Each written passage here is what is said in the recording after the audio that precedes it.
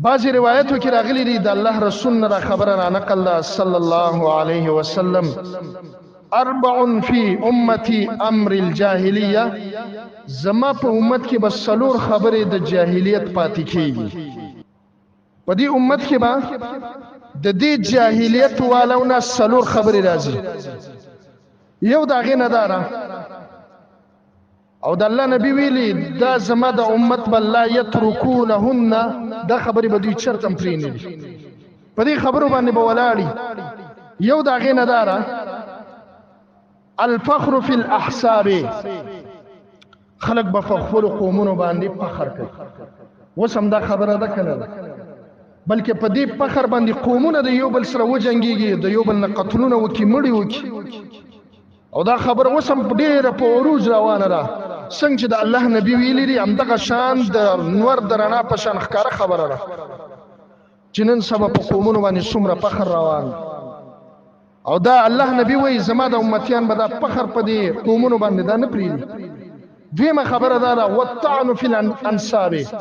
او په نورو قومونو باندې طعن کوي لکه هر قوم د خپل قوم عزت او شرافت والا غني خو د بل دا قوم ډیر سپک غني هغه ته پیغورونه ور کوي هغه باندې طعنونه وای عیبونه ولا بیانې دا زمونږ استاد د معاشره کې دا خبره ښکارا ده کنه کله د الله د یو بندره ګناه وشي نو داغه د یو جرم د وجنه هغه پوره قوم په هغه باندې یادېږي مړ وای د دې هغه قوم د څه د څه دغه هغه قوم وي د سپک قوم دی پلان کې قوم دی پلانې قوم دی د الله رسول وی صلی الله علیه وسلم چې دا خبره هم زما په امت کې موجوده یو دا زما د امت نه بپری او زنا او دا بینه دریمه خبره والاستسقاء بالنجوم پستور باندې با طلب د بارانونو کوي دا خبره مظاهره زمونږ استاد عقیده پنن سبا ساينسي علوم باندې جوړه ده خدای الله په کتاب او د الله د نبی په حدیث باندې نه جوړه د الله نبی یو سحر منځ کو او د مون بعد پاسلو یو سفر باندې روانو او صحابه ته یو ضروري خبره تکوم ډیره مهمه خبره ده چې اوس بیان شي هغه مهمه خبره سجره هغه خبره داره چې زما د امت ډیر خلک دي مؤمن بي وکافر بي چې ډیرو په ما ایمان راوړو خو ډیرو په ما باندې سوکو کفر یو د هغه کفر د کارونو نو یو کاردار چې د الله یو بنده برا پاس عقیده به د شرک او د سی به وای ممترنا بنوع كذا ونوع كذا په مونږ باندې پلان کې وجن الله سوکو باران وسم د الله بندگان وای کنه وای د موسمیات والا ویلو چې باران به په دې ټیم او په دې وخت باندې وای کنه وای دا عقیده د مسلمانانو جوړه راکنه د دې وجنه خلکو عقیده د توحید پرې خوره چې کله دعا غواړي او ير د مولوی مونږ ته لیوانه ښکاری خو به نن خبرونه نه یوریدلی او یا لیوانه لري ولی وای موسمیات ولا ویل دي چې پر روان سلیروش غنټو کې به مطلع صاف او در الله مندره لګیدلې ده او د باران غواړي موسمیات ولا وای باران نشته د باران خالق څوک وګرځاو څوک وګرځاو او حالان کې د الله نبی وای چې په انسان په اسباب باندې عقیده جوړه کی او د څه وایي ځینې په کې به د څه د وچ موحدین هم پیدا شي هغه وایي چې امکان وای امکان مونږ هم امکان وای ته امکان نه وای هغه امکان وای خو ته پوره منی ستا په عقیده پخه جوړه ستاره هغه په امکان باندې امکان نه بلکې ته د هغه د امکان دغه د امکان نه موچت غړي ستا عقیده را چې دوی ویلي د نو راکی نو ډیر سادهګان دي سوې ګوره وینه په دې ټیم وای باران وشو کنه دجال چې راوځي کنه دا خبر به زمانه وګدي چې په دې زمانه مختصر وزروم دجال چې راوځي کنه دجال په صفاتو کې یو صفت دراغله اسمان ته به اشاره وکي د اسمان نه به باران وشي اصل کې د باران کوونکې ذات څوک دی خو الله د دجال په اشاره ولیکي په دې سره ډېر مسلمانانو د نام نهاد مؤمنانو عقیده بس شي داړي بش همدغه خبره ته خبره اواره روانه درو وخت په وخت باندې وستانزیه په موسمیات او پستور باندې جوړه شو لګه موده بعد با ستاده نزیه دې ته جوړ شي چې او د مخلوق په لاسو کې بعضی تصرفات ته چاغو وړینو بعضی کارونه کولی شي لکه موسمیات او داسې آلات دی متعارف کو او دی خلکو ته راوښول چې باران کیږي او الله رب العالمین قرآن کې دا فیصله کړې ده چې بارانونه کوونکی ذات څوک دی.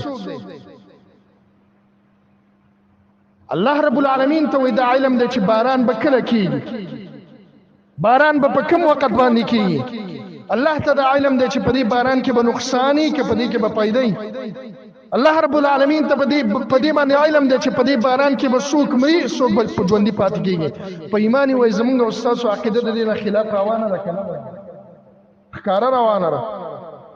الاستسقاء بالنجوم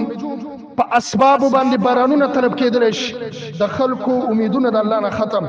حالانکه یو صحابي دی د جمعې د مونځ په اخره کې راپاسي د الله رب الرسول ته وایي صلی الله علیه وسلم ادعو یا رسول الله، د الله رسول دعا وغواړه. هلکت الاموال والانفس، مالونه ملاړه هلاک شو، نفسونه م هلاک شو. دغه راوي د روایت وایي الله په ذات قسم، په الله باندې قسم چې په اسمان کې معمولی وریځم نه وه او د الله رب العالمین نه چې کله دا دعا وغوښتلی شوه وایي لا مونږ د مسجد د دروازو نه راوتي نه وو چې الله رب العالمین په اسمان وریځې خورې کړه. والله ډېر ښایسته باران و. دا عقیده د چا وه؟ دا د صحابه وه او الله رب العالمین د صحابو په عقیده باندې مهر والی دی. والله رب العالمین د وروسته مؤمنانو لپاره دا صحابه ماډل وګرځول. فإن آمنوا بمثل ما آمنتم به فقد اهتدوا، که ستاسو ایمانونو شان دوی ایمان نه وړه الله وایي په هدایت به پاتې شي. څلورمه خبره النائحه. زما په امت کې یو څلورم کار به ډېر کېږي، ویرونه به خلک ډېر کړي. ویر پیژنئ که نه؟ کله چې د چا په کور کې غم وشي او دا زنانه دا کم حال په ځان باندې کوي. الله رب العالمین دې ته مونږ او زمونږ او ستاسو زنانه دې ته الله وساتي. د نوحي عذاب د الله رسول بیان کړی دی صلی الله علیه وسلم. د الله رسول ویلي ویرګره ښځه که د څو پورې توبه نه وه ایستلې او دا هم په دې حالت کې لاړه او مړه شوه نو دا به د قیامت په ورځ باندې تقام یوم القیامه،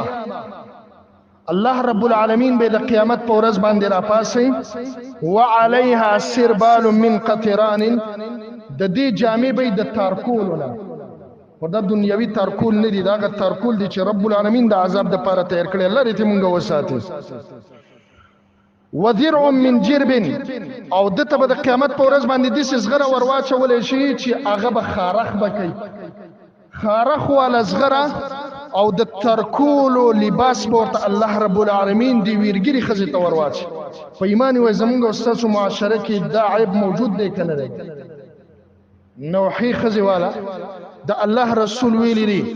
د الله رسول ویلی دی صلی الله علیه وسلم من شق الجيوب ولتم الخدود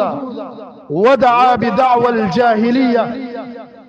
کچا چې خپل مخونه واله، کمی زنانه چې خپل مخ والو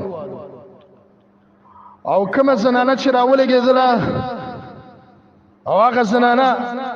دا خپل مخې والو، ګریوانونه یې وشلول او د جاهلیت د اوازونه یې کول. الله زه دې لیدلی ومه، دا مصیبتونه جو به پس په ما باندې راځي. الله زه خو دې تباه او برباده کړم. الله رب العالمین تا خو زما دنیا تباه کړه. الله رب العالمین ما ستاسو جرم کړی دی. دا خبرې اورو که نه اورو؟ د الله رسول وایي دا زنانه او که دا سړی دی هر څوک دی د قیامت د واقع کېدلو نه مخکې، د مرګ د واقع کېدلو نه مخکې د خپل مرګ نه مخکې توبه ونه ایستله، الله رب العالمین به له قیامت په ورځ دغه عذاب ورکړي. او دا څلور خبرې په نسب باندې فخر، په پردي نسبونو باندې طعنونه ویل او په ستورو باندې بارانونه طلب کول او دغه شان نوحي کول، دا د اسلام په جرمونو کې یو غټ جرم دی.